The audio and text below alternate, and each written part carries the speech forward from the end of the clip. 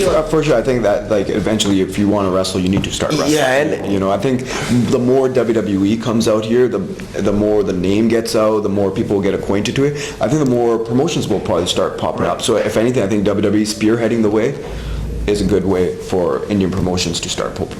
Yeah, no, absolutely. And I think it can kind of really weed out the ones that don't want to, because to make it in this business, you got to have passion. And if you can't get work here, then you got to go outside and get work. So like it can really, it can really build the level of competition between the kids out here, so who really wants it? If you really want it, you don't find work here, okay, let's go find some work elsewhere. That's what we did. Right. We weren't really getting work where we were from, but we went out, we kept hustling, we kept trying, and eventually the talent rises no matter what.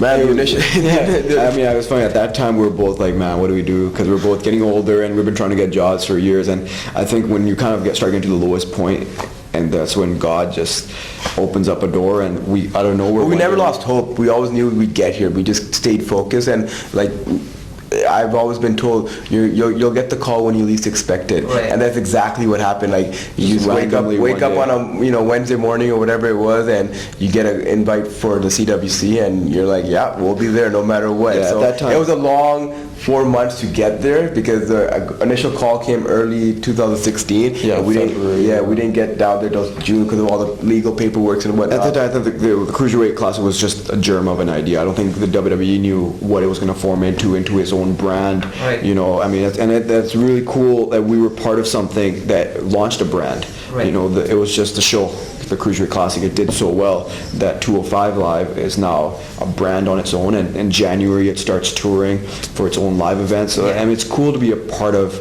history like that, and we were representing India on the Cruiserweight Classic. And we knew that when the Cruiserweight Classic call came, that this was our moment, this was our time. If we were gonna get jobs with WWE, this is it, right? We got to impress, the higher ups, and we got not only compete in the Cruiserweight Classic, but get full-time jobs, and not get full-time jobs, but then get to NXT, and then from NXT to get to the main roster. So like all this happening within a year and a half, it's just mind-blowing. Just to kind of add to that, the cool thing about this whole thing was during the Cruiserweight Classic, we went up to Triple H and we were like, we really want to be here. And Triple H was the one that gave us the jobs in WWE. That he was the one that gave us the contracts to come to WWE. And now, December 9th, here in a few days on Saturday, with Jinder Mahal, we're going up against Triple H. It's one of those cool stories that, now it's like, okay, it's like, you can't make student teacher type of deal, and it'd be cool to defeat him, on a hometown base, right? Yeah, Jinder Mahal's going to do whatever it takes to, make sure that the game learns.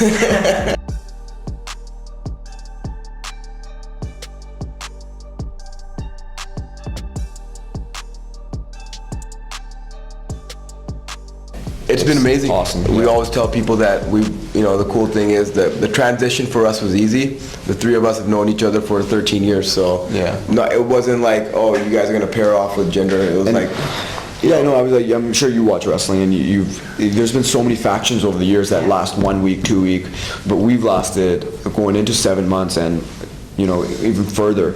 It's because we click, we work, the whole package works, the way we all are presented on TV, from the entrance to when we do the Punjabi celebration, and to the matches itself, and how we play key roles. It's been wonderful, and it's been an experience that you can't even put a price tag on, but the package works. In wrestling, if it doesn't work, it's not on TV. If it works, and the three of us make it work. It's just not like, hey, here's what you guys are gonna do. We actually go out there, the three of us, we work really hard to make it work. I think we all play our characters really well, and they complement each other.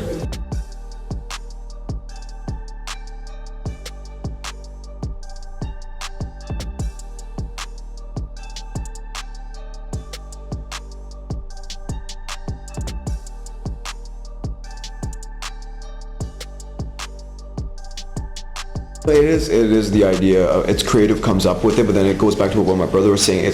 Then it comes down to the artist and how he breathes life into it. Even our characters, we were just presented hey, you guys are the Singh brothers, this, nothing else really, like how we started doing the Maharaja and all that. That's, the small things like that. Oh, cool. Or the matching dress shirts, or like... Yeah, and then even in the matches itself, the bumps, the Punjabi prison, falling off a 15-foot cage. It's how you put life into the character. Stone Cold Steve Austin, great. It's a great name, but if he didn't, put life into that character, it would have just been another, something that fell wayside.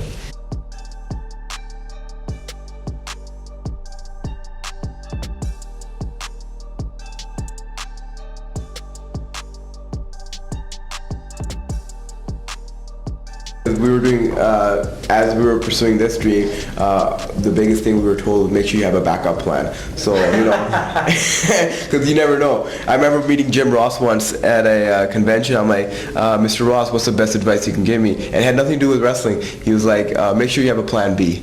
I'm like, okay, whatever that means. And no, in all seriousness, looking back now, like definitely that was a deal I had made with my parents too. They're like, okay, if you're gonna get into this business, make sure you have a backup plan, because not everyone succeeds and makes it where they want to hopefully get. So criminology was my plan B. I mean, it's just to kids out there. I mean, I think with college and education, it gives you life experience. It gives you the ability to interact with people and talk about life on besides wrestling or besides sports, and you get to interact with other human beings. So like, when we do say it's good to have an education, we mean that, yes, if you want to be an actor or a football player or whatever, but having an education on the side is going to give you other tools in life that you can eventually use.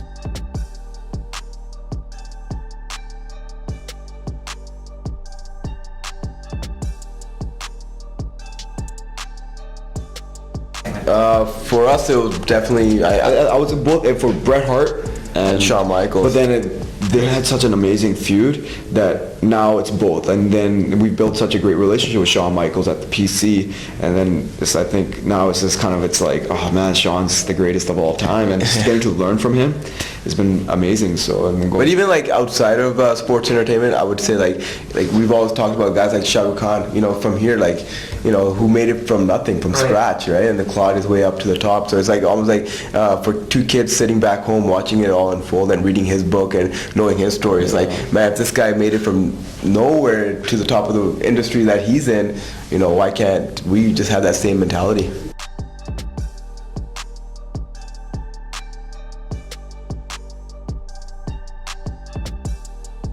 Unfortunately not yet, but I mean, we've met him in locker rooms, like passing by, but it's been one of those things. Hopefully, our paths will cross, and we'll have that opportunity. Well, that happens in wrestling. It's creative. It's entertainment industry. It's supposed to go somewhere, then it goes. I mean, but to be honest, if you watch Brock Lesnar versus AJ Styles, man, that match was just it was amazing. Stellar. I mean, yeah, that should have been the match, and it happened, and that's just one of those things in sports entertainment. You just creatively you go one way, and then you go, and that's just the nature of the industry.